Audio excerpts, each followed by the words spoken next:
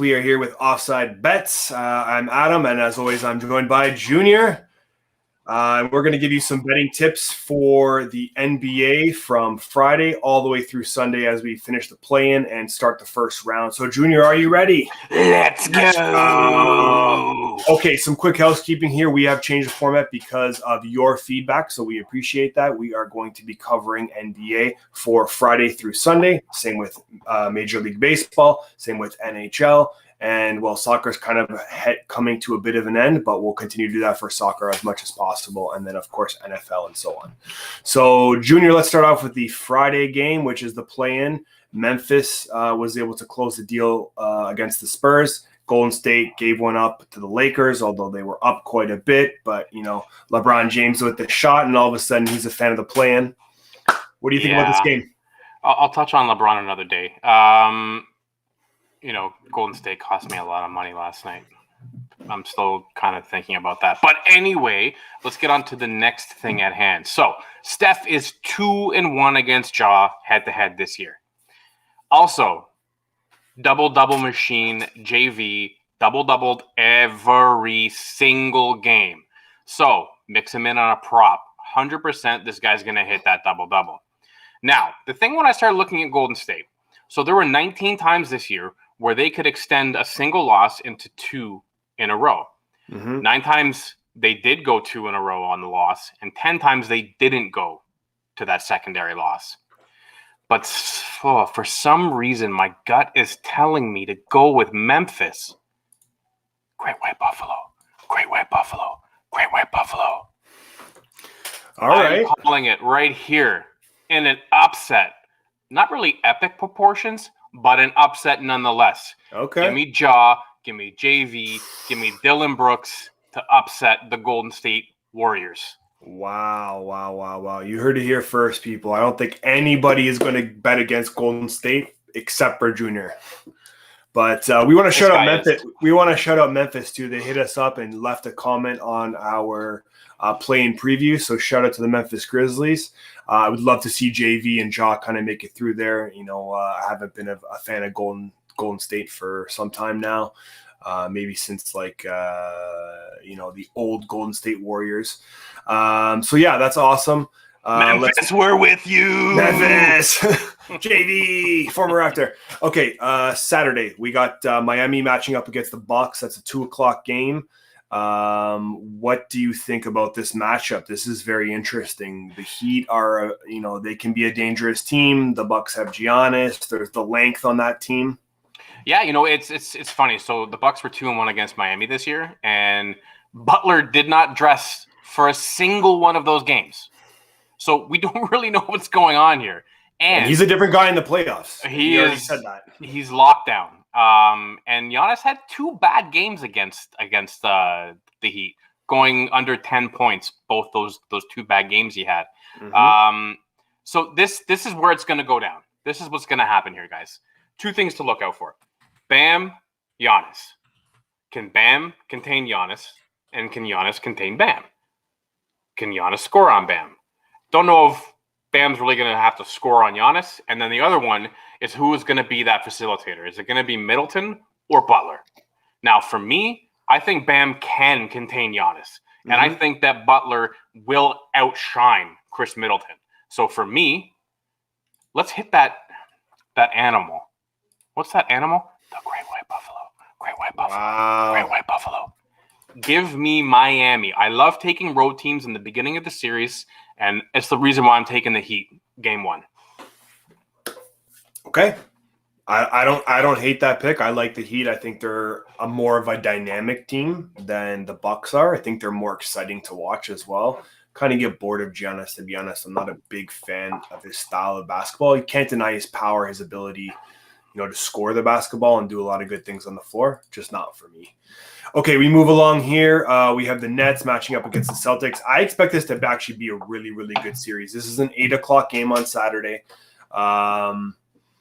These guys are really going to go at it. We saw what Tatum could do the other day.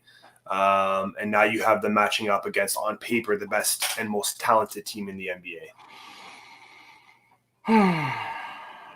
I don't know. I don't know if I should be riding the Nets. I mean, they were 3-0 against the Celtics this year. 3-0. The team totals on those 230, 213, 218. So there's been one high scoring, two a little bit low scoring. Yeah. The one thing to look at though with the Celtics, after Tatum scores 50 or more points, they're 1-1. So when you got a team that's 3-0, 1-1, they've lost their second scoring option. I think the Nets are going to come out and they're going to blow the Celtics away to just give a statement game to the rest of the NBA that they are the favorites. They still are, and they're primed for a long run to get that Larry OB. So for me, I'm taking the Nets. So the interesting thing is, like, you know, Jason Tatum is not going to be able to do that much for that long against a team like that has so many weapons, and they can go deep in the rotation if they needed to. But I mean, usually the rotations get a little smaller. But I mean, you're looking at like 4, 5, 6 all-stars on that team. It's not going to be easy to even stay competitive, I think, in the series. It's going to be fun to watch because I still like the Celtics. I just hope that all the games aren't complete blowouts. Well, I mean, the interesting thing that you have to look at is that secondary scoring on Boston now. So I look super quick, and just to look, let's see, Fournier had 8. Marcus Smart had 7. He can do better. He can score more points. Kemba had 30, so he had a good game, 37 and 2, and then Tristan had a double with 12 and 12.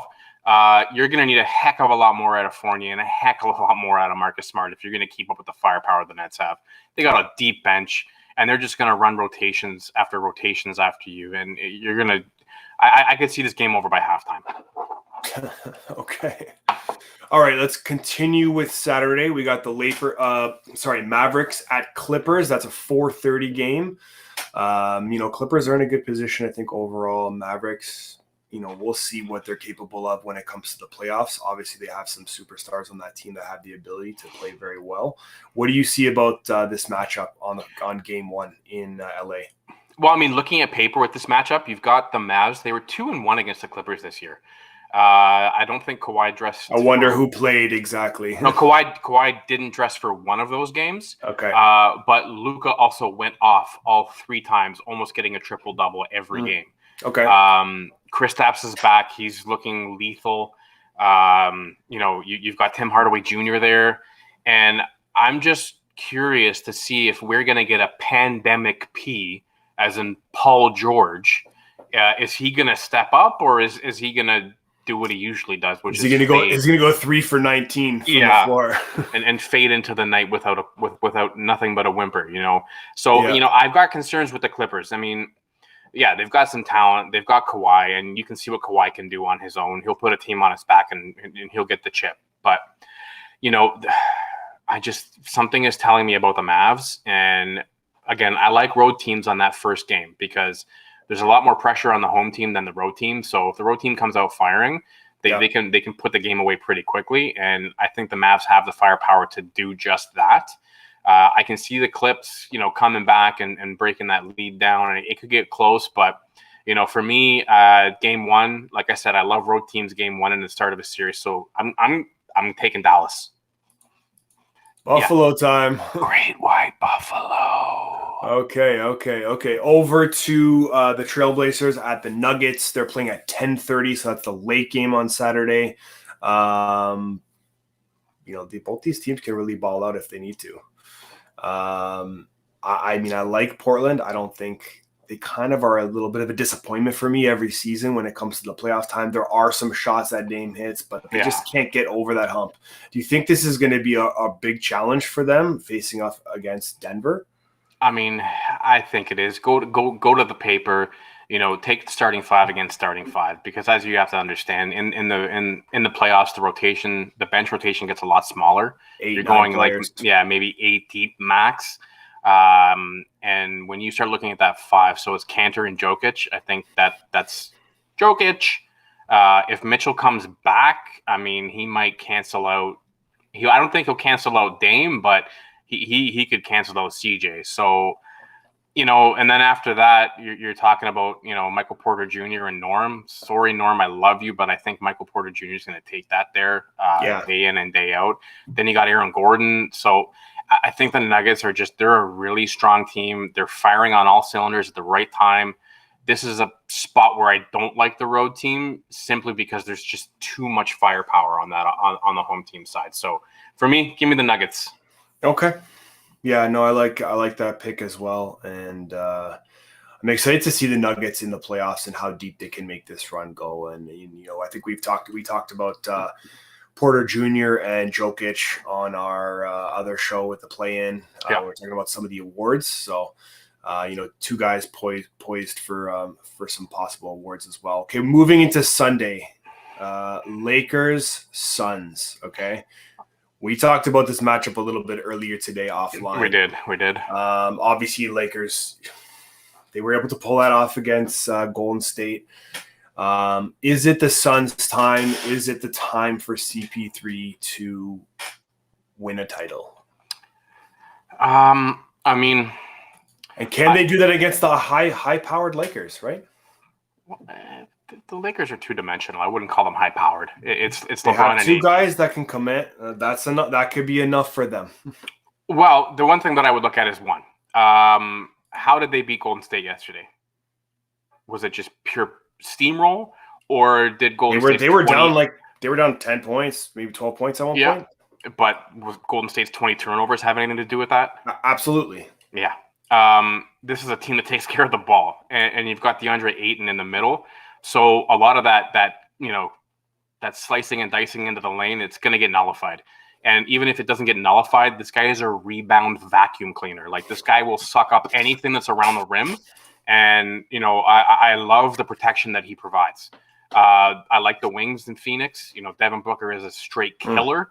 And, CP3, the point guard, the guy can distribute the ball still at his age almost better than 80% of the league. So, when I look at the team that's been playing hot all year, you have to ride them. I do like road teams, but this is a spot where I think LeBron is going to get a wake-up call. And I think it's about time he got a wake-up call. He's not the king, okay? He's LeBron James. He's a great basketball player. One of the greatest. One of the best. He ain't no king. Not in my books.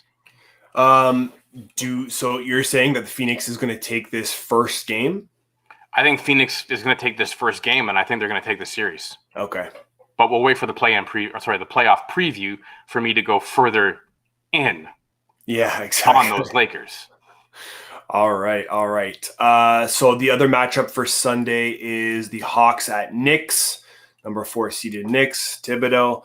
The Knicks have been playing very, very good. They've made people a lot of money on the betting field. Is your money going to be on the Knicks come Sunday? For me, it is very hard to, considering not less than a week ago, they dropped 2 in a row to Atlanta. That was a back-to-back, right? That was a back-to-back, a home and home.